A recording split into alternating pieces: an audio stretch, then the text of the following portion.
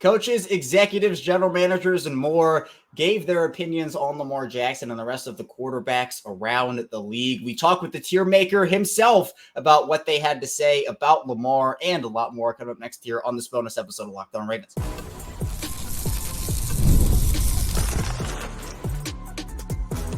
You are Locked On Ravens, your daily Baltimore Ravens podcast. Part of the Locked On Podcast Network, your team every day. Welcome into another edition of Locked On Ravens, your daily Baltimore Ravens podcast. I'm your host, Kevin Oestreicher of Ravens Wire, here with you on the Locked On Podcast Network, your team every day. Thank you so much for being here, making Locked On Ravens a part of your day, your first listen each and every day. We're free and available for you, all podcasting platforms. So if you're a video watcher, you can hit that like button, subscribe over on YouTube, and audio form. You can follow along and subscribe as well.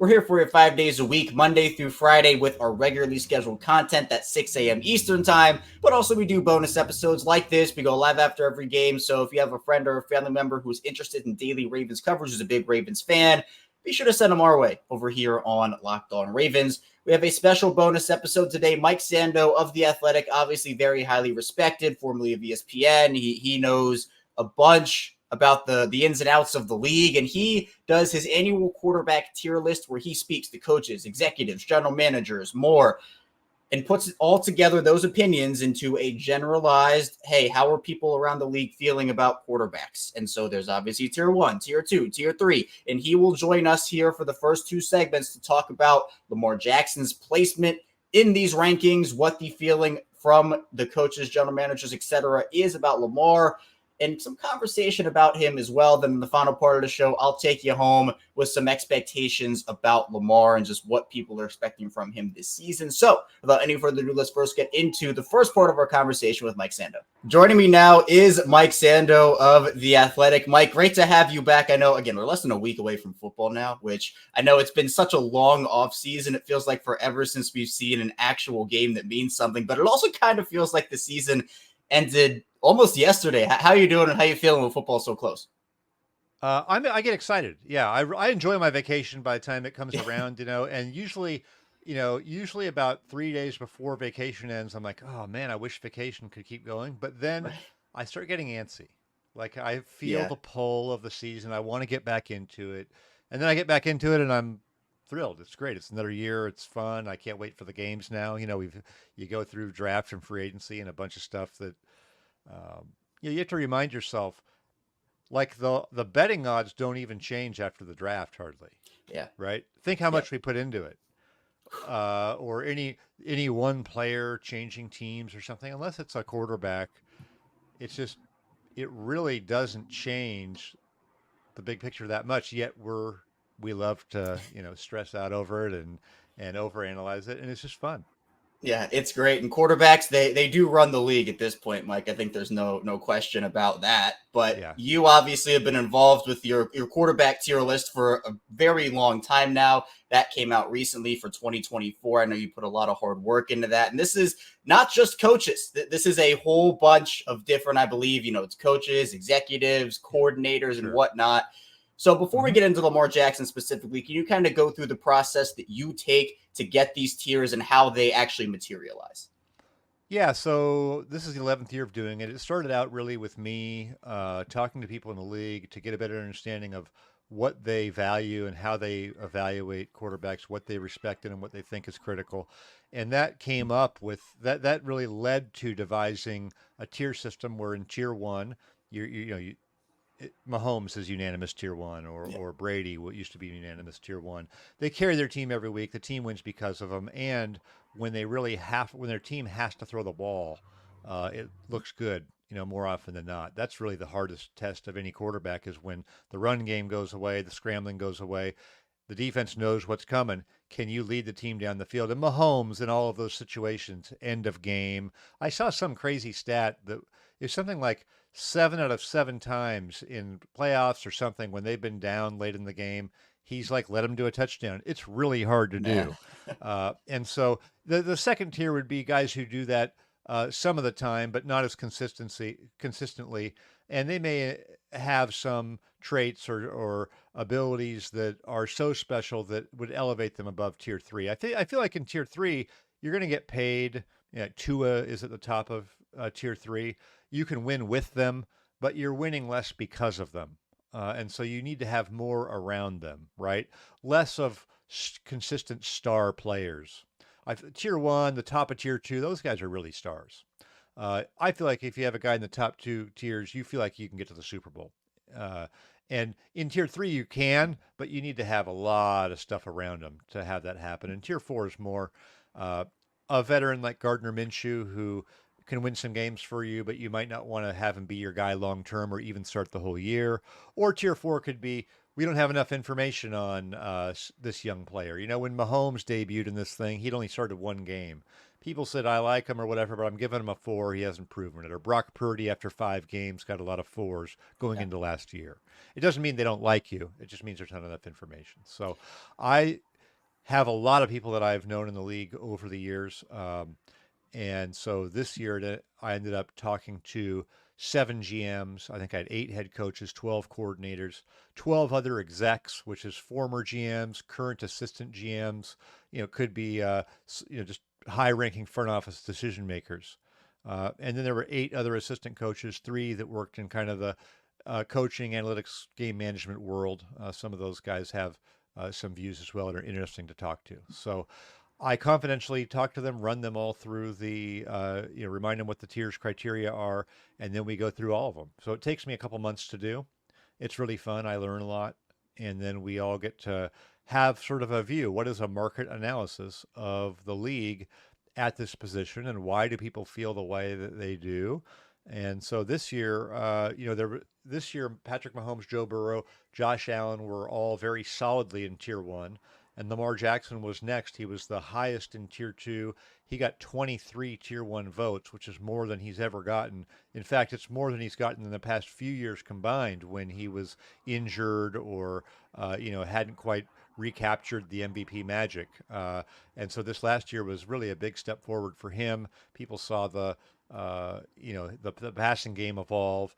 I think really if they would have had a better ending in the playoffs, and if they weren't averaging 16 points per game in all of his playoff games, with some of them looking a little bad when they've really had to throw the ball, I think he'd be super high, even higher in tier 1. But he comes out as the top 4 guys in the league, and I think that shows a lot of respect.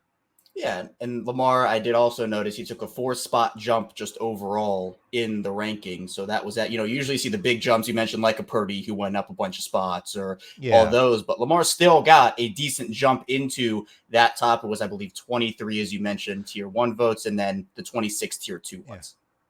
He's so dynamic. He's so different. He's so good. He carries so much of the load. You can see, I voted for him for the MVP last year, even though it wasn't a great year for MVPs. I mean, he's a leading passer, leading rusher on a dominant team, And so some of these guys, who get up into tier 2, at a certain point, it helps to have a deeper run in the playoffs.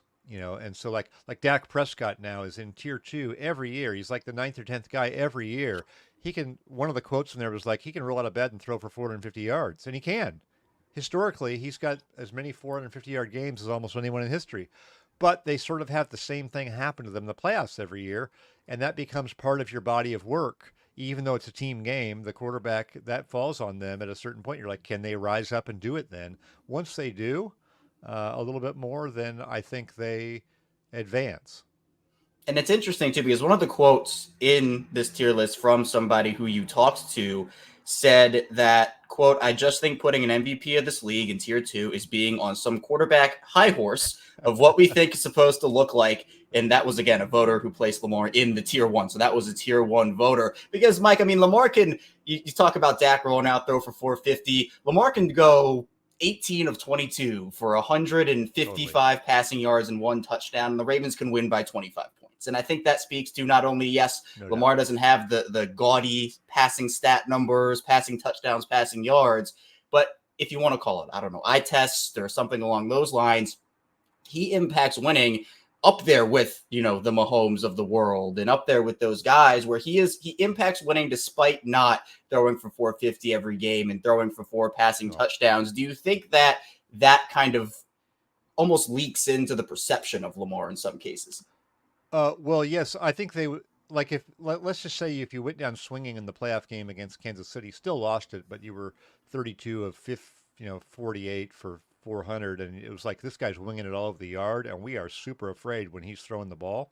I don't think that's been their type of team. He's always had a top five defense, and they have a kind of a little bit of a defensive mindset in their team where how they want to play. And you could see they felt like they got away from it probably in the playoffs. Now they signed Derrick Henry, so they're going to win in that context. That he deserves a ton of credit for that. But when you have a top five defense, you're going to win a lot of games.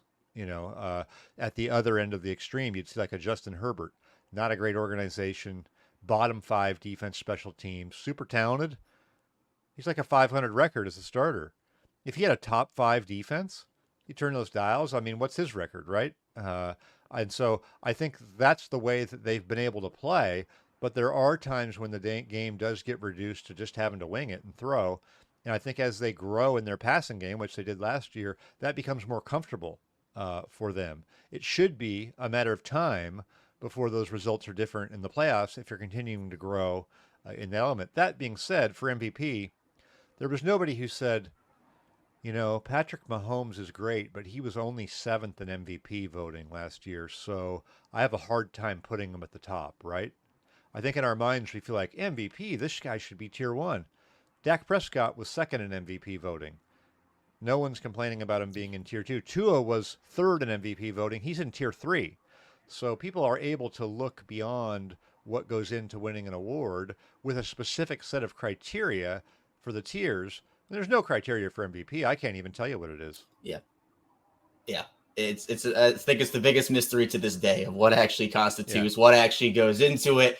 But the other thing, and it's an interesting and good point you mentioned, Mike, because for Lamar, the weapons that generally he has had around him, and I'm talking wide receivers, obviously Mark Andrews is a factor, right? Mark Andrews, Isaiah Likely, because I think when people talk about weapons, they're like, oh, he's had awful wide receivers and they haven't acquired the vet. Mark Andrews has been there, and I want to make clear that you do factor Mark Andrews into this equation. But historically in Lamar, it's had to be the Seth Roberts of the world. They bring in Sammy Watkins and Des Bryant and these types of guys. Now, I think they did hit on something finally with Zay Flowers. I think he has a ton of potential, one of these great guys that if you're talking about a team that has historically struggled to develop wide receivers they've drafted, Zay could maybe break this trend. They're going a little younger again this year with Rashad Bateman kind of having a pretty concrete and specific role. But over the course of his career, outside of Andrews, Lamar did have Marquise Brown for a couple of years, and, it's been here and there, but he hasn't necessarily, the Ravens haven't gone out there and gotten him the A.J. Brown or the Stephon Diggs or the DeAndre Hopkins, and his receiving cores have generally been in that bottom five or not really in the top there.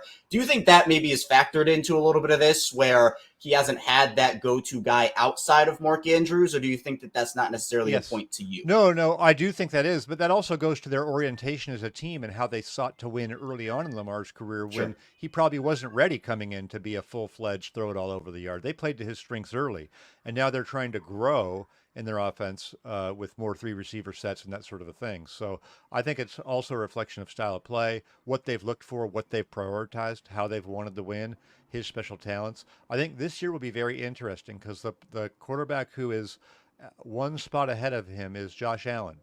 And the perception of Josh Allen in the league here is that, well, he's also a dynamic running threat, that people think they would be more comfortable with him having to wing it and really throw it and put it on his arm to win the games. But this year he doesn't have Stephon Diggs. And last year Diggs was not that good anyway, the second half of the year. So this could be an interesting comparison, couldn't it? Because there's overlap to me, some overlap with Lamar Jackson and Josh Allen. These guys can run for a bunch of yards, and they have good arms, and they can pass the ball. So what happens this year when Josh Allen doesn't have perceived good weapons? Is his production going to fall off, or are we going to see him still able to carry it as a passer to a different degree than Lamar does? That will be interesting to me. Still a lot to come with Mike's talking about Lamar Jackson, talking about quarterbacks. So be sure to stay tuned. Coming up, we'll have that and more on Locked On Ravens.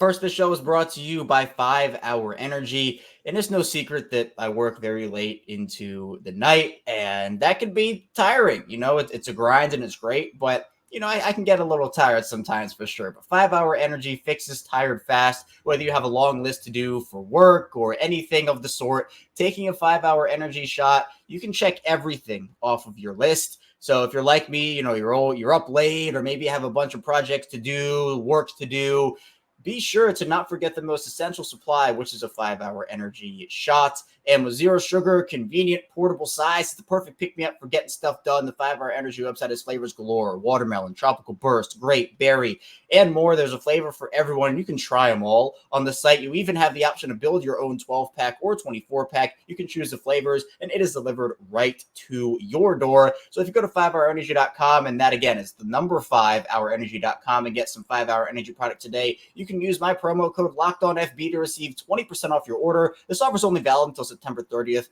on one order and cannot be used with other promotions. This code is also not good on subscription orders. Go to 5hourenergy.com today. We're back for our second segment, Locked On Ravens. Kevin Oestreicher still here with you. Really appreciate everybody for tuning into this bonus episode of the show, making us your first listen each and every day. Be sure to make your second listen Locked On Fantasy Football. We do have more spots in the Locked On Fantasy Football leagues. We have a lot of them this season. Really exciting. So again, it's 12-team, ESPN. It's free, PPR. If you're interested, be sure to shoot me a message over on Twitter or Instagram, and we can work something out. So excited for those, and also excited for the season here on Locked On Ravens. We have a lot of content coming your way. If you're an everydayer, always appreciate you tuning in and checking in each and every single day. If you're new to the channel, welcome in. Hopefully, again, you stay a while here. Be sure to hit that like and subscribe button. Follow along in audio form as well. If you're watching or listening, if you're somewhere in the middle, welcome back to the show. Now, let's continue our conversation with Mike about Lamar Jackson, his quarterback tier list, which again has opinions from coaches, executives, GMs, and more. Let's talk about it now. Mahomes is obviously at the top of this conversation, Mike. There are no ifs, ands, or buts about that. But then the 2, 3, 4, obviously for your tiers here, it was Joe Burrow, Josh Allen, Lamar Jackson, as you said. But it feels like there's always some different level of, oh, hey, Lamar's actually 2 and Josh Allen's actually 4. Joe Burrow's actually 4 and Josh Allen. They're always like those 3 are lumped into a conversation together.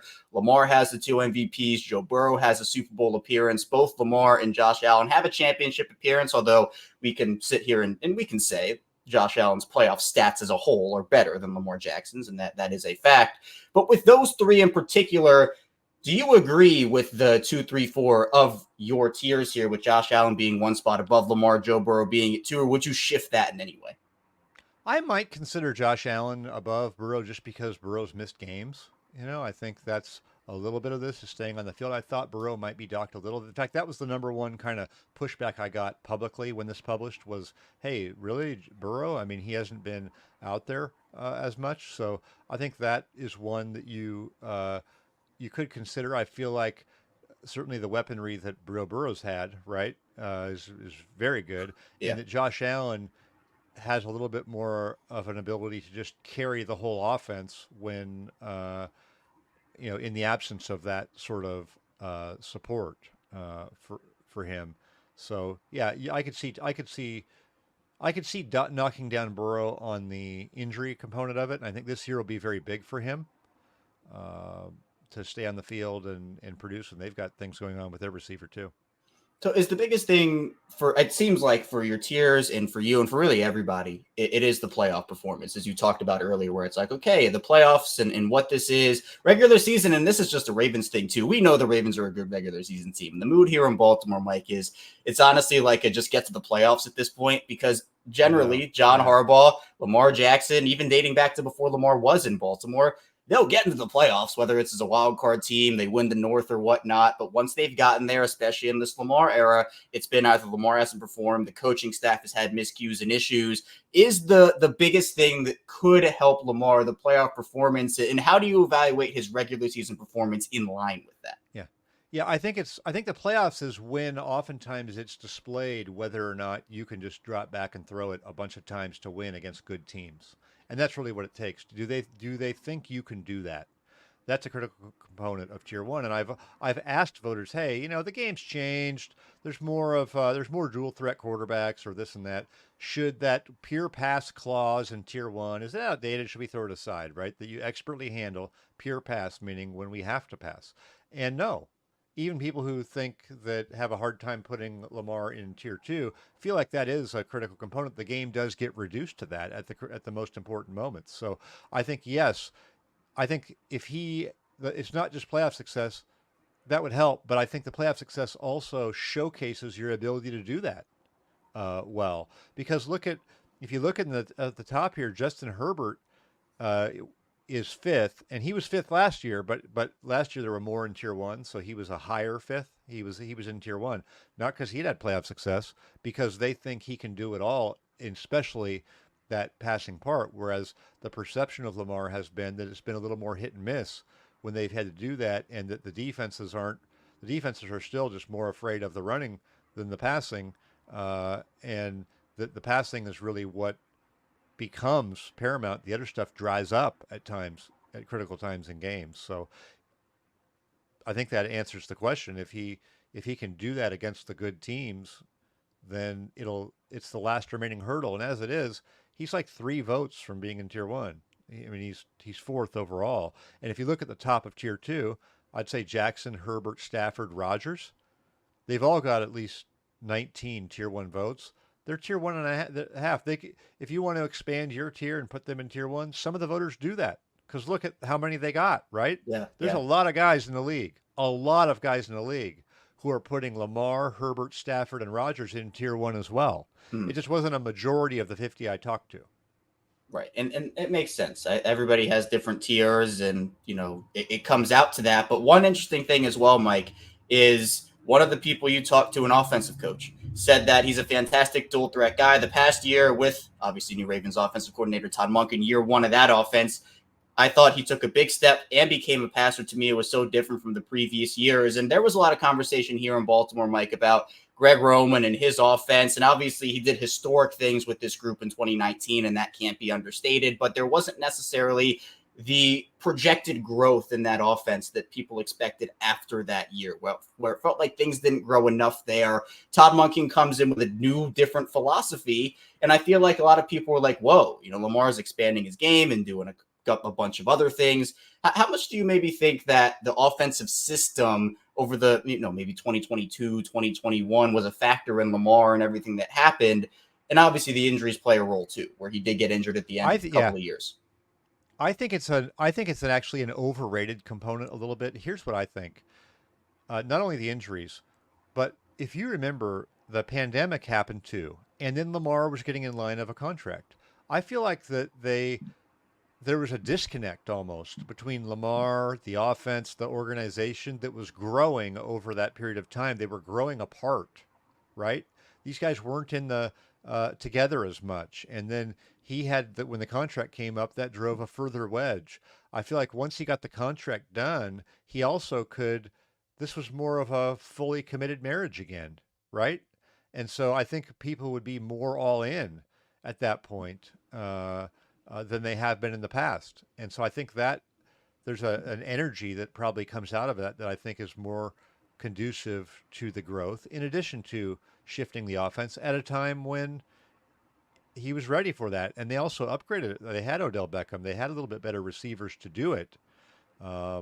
So, I think the way they played with Lamar coming in was exactly what they needed to do.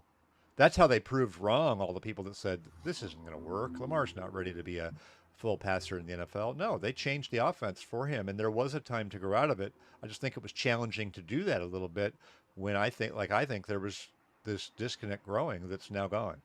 Yeah, and I think in the spirit of your quarterback tiers, Mike, I think to round this out, just to ask you a question generally, because Lamar, all these dual threat quarterbacks and guys that have amazing talent both with their arm and with their legs, it has almost changed perception of what the quarterback position is. And I think that, the position is so ever evolving. There's never really a definition of what a quarterback is. But where do you think in maybe the next 5-10 years the position is going? What do you kind of think the conversation surrounding it is going to be? And especially for you as you continue to do these tier lists, what do you think it will evolve into?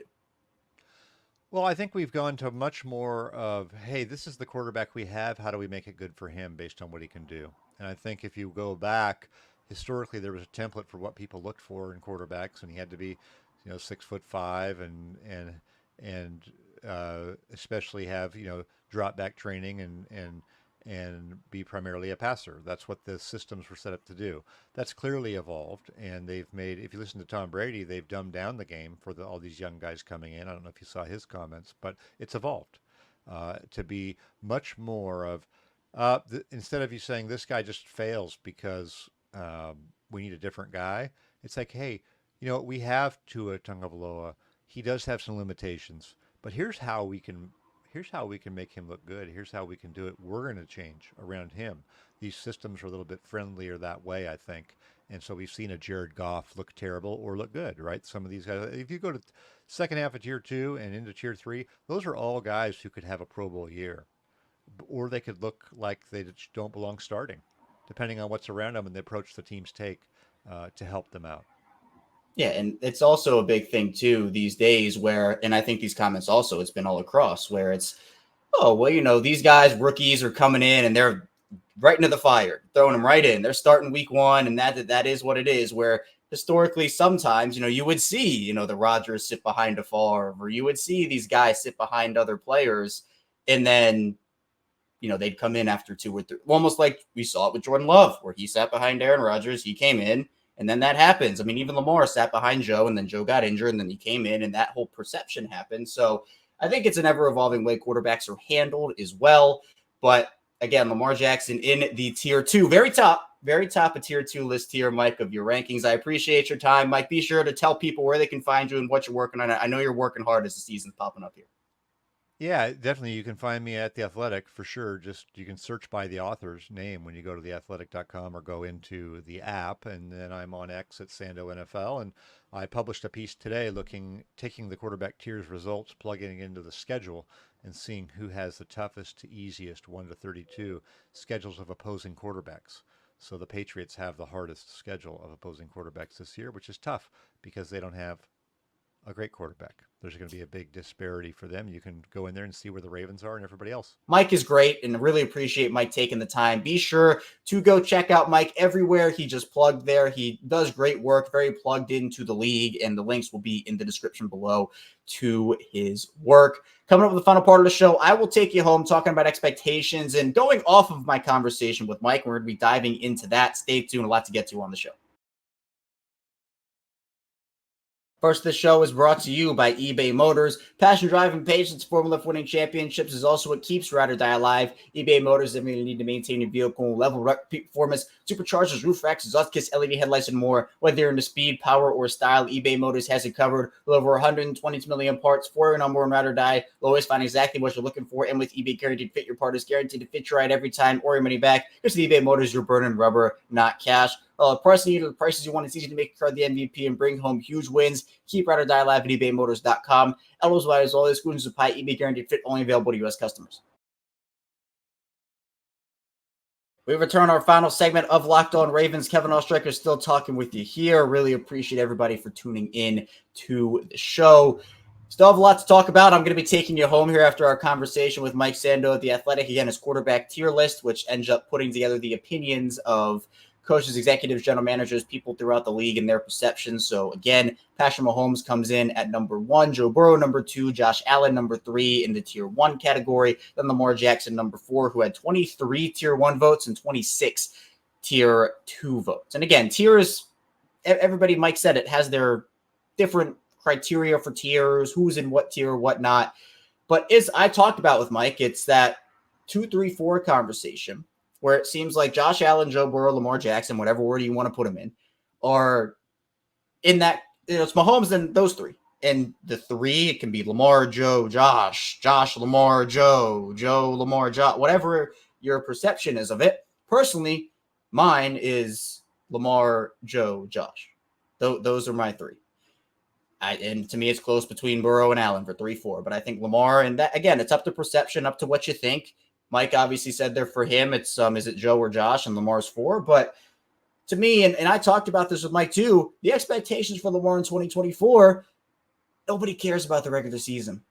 Everybody knows that Lamar's good in the regular season. Everybody knows that the Ravens are a good regular season team. And that's the perception in Baltimore. It's my perception. It's probably your perception too. It's, okay, the regular season is great. It's good to establish habits and, you're able to get momentum and whatnot, kind of work out some things and get familiar with the teammates. But the playoffs is what counts.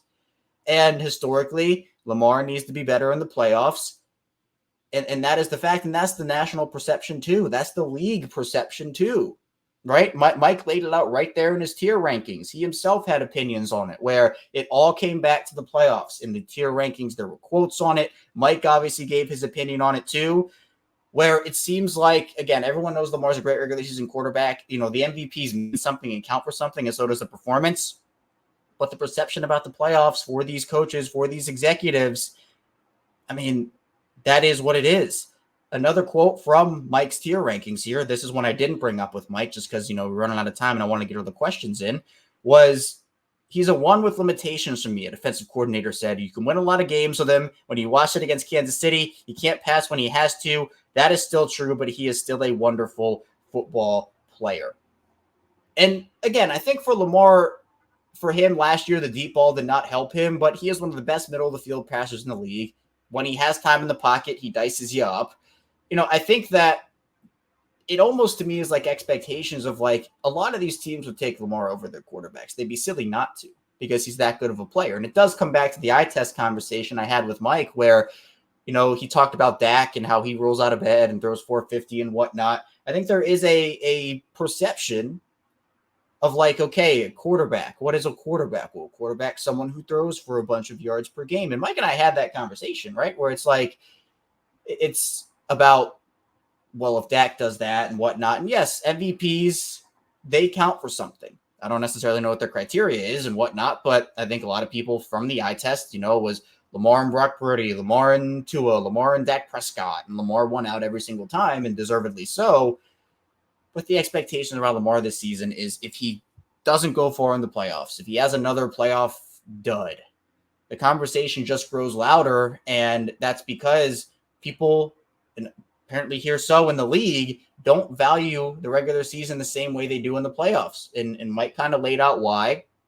And that perception is what I could gather generally, that people believe that, oh, well, the playoffs is when you can get tested if you can throw against the top teams or not. Well, Lamar did have 500 total yards against Tennessee in that 2019 game, and that's a stat I forgot to bring up with Mike. But he had 500 total yards in that game. Did he play particularly well? Was he the best player on the field there? No, but he did everything he could to help will that team back. The Ravens had an just exorbitant amount of drops in that game. Lamar was not helped out by his receiving core, and that's why I brought up the conversation of like, well, yeah, I mean, Mark Andrews has been there. We can talk about that. He had Marquise Brown for a couple of seasons, but he has not had that A.J. Brown type player, that Stephon Diggs type of player. And coming into the league, Lamar Jackson was raw as a passer. And so when Mike said that, oh, well, they did what they had to do and did what they were supposed to do in terms of easing him in, I mean, there was development to be done. And so it was a different offense. Joe starts the year. It's a completely different offense. They have to kind of put together this ragtag offense for Lamar to be like, oh, okay, you're not going to run Joe Flacco's offense as a rookie.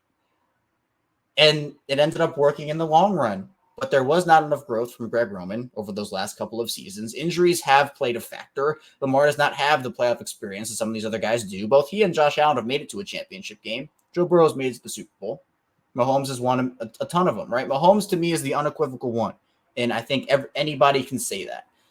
But the expectations around Lamar, it's going to be playoffs. It's going to be getting there and doing it. And football is a team sport as well. And I've been very vocal about this, where, and I even mentioned it with Mike, where coaching staff, right, that plays a factor. Where Lamar didn't pass well enough in the Kansas City game, right? He didn't. The Ravens went pass heavy. They couldn't do it. And that kind of fed into that narrative, which, I don't think the narrative of, playoffs show you can pass is completely fair.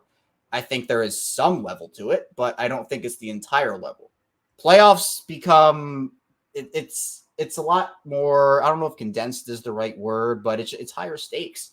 It's higher stakes. Mistakes mean more, and you have to be almost perfect. And Lamar being, what he is in the playoffs is, what it is, but he also had that Texans game, right? He also had that Texans game. So it's not like Lamar has been just unequivocally awful and he's lost every single playoff game. Again, he had 500 total against Tennessee and was not helped out by drops. Didn't necessarily play the best in that game, but wasn't like he was the worst player on the field. The Kansas City game certainly left some stuff to be desired, and this is a what have you done for me now lately league, right? Where the Ravens, if we remember right, the Ravens did have momentum in that Kansas City game late. Zay Flowers had the ball punched out, and that kind of ended the game for them where there were pass interference. And again, I'm not trying to excuse Lamar Jackson in that performance. I'm just giving context of what happened in that game because we can't all sit here and say Lamar didn't play well enough in that Kansas City game. I'm not saying he did, but there are other factors that don't include Lamar. But as Mike and I both said in that conversation, quarterbacks kind of run the league and it all falls back on the quarterback. So it is kind of I don't think it's fair, but expected blame. And so I think what Mike said was true in terms of it does all fall back on the quarterback, regardless of what happens, because it's all, okay, quarterback's the most important position and this, that, and the other. That is the perception. And so Lamar, he did go up 4 spots. The perception of Lamar changed in a positive way when it comes to his rankings on this list because he moved up 4 spots. But the playoffs is still that big factor. So even if he loses in the divisional round, I think still to me, that's like, that's going to still get that narrative. And to me is a disappointment. If the Ravens lose in the divisional round, that's a disappointment to me because they should have high expectations with the 2-time MVP. He's proven he's one of the best quarterbacks in this league. And look, I think he should be talked about as such. Certainly he has his flaws and they should be talked about as well. But the comment, I don't even know what to call it. I mean, the conversation, I guess, around Lamar Jackson is we don't have some of the conversations we have about Josh Allen and Joe Burrow that we do for Lamar. And again, if you look at playoff stats, Lamar's playoff stats, because again, I talked about like 450 for Dak, like Mike said, Josh Allen has better playoff stats, pure playoff stats than Lamar, even though they both made a championship game. Joe Burrow's made the Super Bowl. That plays weight for people. So I'm just trying to give context to the conversation where I do not think Lamar's talked about fairly here, but he is still regarded on this list as one of the better quarterbacks in the league. But to me, my ranking is 2, Lamar Jackson, 3, Joe Burrow, 4, Josh Allen. Just feels like there's always this, feels like there's always that conversation with those 3. And then Justin Herbert to me is 5. But Herbert really hasn't necessarily done. I mean, I even might put CJ Stroud in that conversation, if we're being honest. I might even put Jalen Hurts in that conversation, right? There are different players, different tiers and whatnot. But I do think that for Lamar, it doesn't matter about, regular season this, regular season that. I think people are kind of done with that, where still means a lot. Still means he's a great quarterback if he can perform in the regular season, because guess what? Some of the top quarterbacks don't, and Lamar does almost every single season. But to me, I don't want to put stats into this equation in terms of, Lamar doesn't throw for 350 yards a game. Because Mike said it. That's not the philosophy of their offense. That's not what they do. They're a running team, which is fine, which is completely fine. Doesn't mean Lamar can't throw. He can. Lamar can throw. But Lamar gets punished because the Ravens run the ball. Lamar gets punished because he doesn't have the passing yards and passing touchdowns. On the ground he gets it. So I do think Lamar gets punished for that. But the fact is he does have to be better in the playoffs. That will, I guess, improve his standing across the league. But it does give insight into kind of what these people are thinking in terms of how Lamar, other quarterbacks are graded. And I think it's a good system that Mike uses. And I think it's really insightful and intriguing as well, because, it gives a different perspective. And while I think that, again, Lamar does get judged too harshly on a lot of things, the playoff performance is what drives this conversation for him. And even if he goes to the Super Bowl, even if he wins the Super Bowl, people will still find ways to discredit him and all this conversation. But playoffs is going to be the big thing for Lamar. And I hope for his sake, for the team's sake, for the city's sake, for whatever, he can get the job done because he deserves it. And I am curious more than anything to see how the conversation would shift if he does win a Super Bowl. So again, going to have to see it for Lamar in the playoffs, but it's not like he's never performed in the playoffs before. I think that is the other misconception about Lamar, where people, I think, look at him and they say, he's never had a good playoff game. Objectively not true. Even within losses, he's had decent playoff games. So the big conversation point is, yes, it always does fall back on the quarterback, and that will always kind of be what it is. But again, that's going to be what Lamar Jackson has to do in order to kind of change it. Not that he cares or anything, right? I don't think he necessarily cares about it, but he cares about winning. And that's what it will come down to for Lamar. That's all I have for you here today, though, on this bonus episode of Locked On Ravens. Thank you for tuning in. And again, thanks to Mike as well for joining. Coming up, we'll be back here soon with more Ravens coverage, more Ravens content. Stay tuned. We'll see you right back here soon on Locked On Ravens.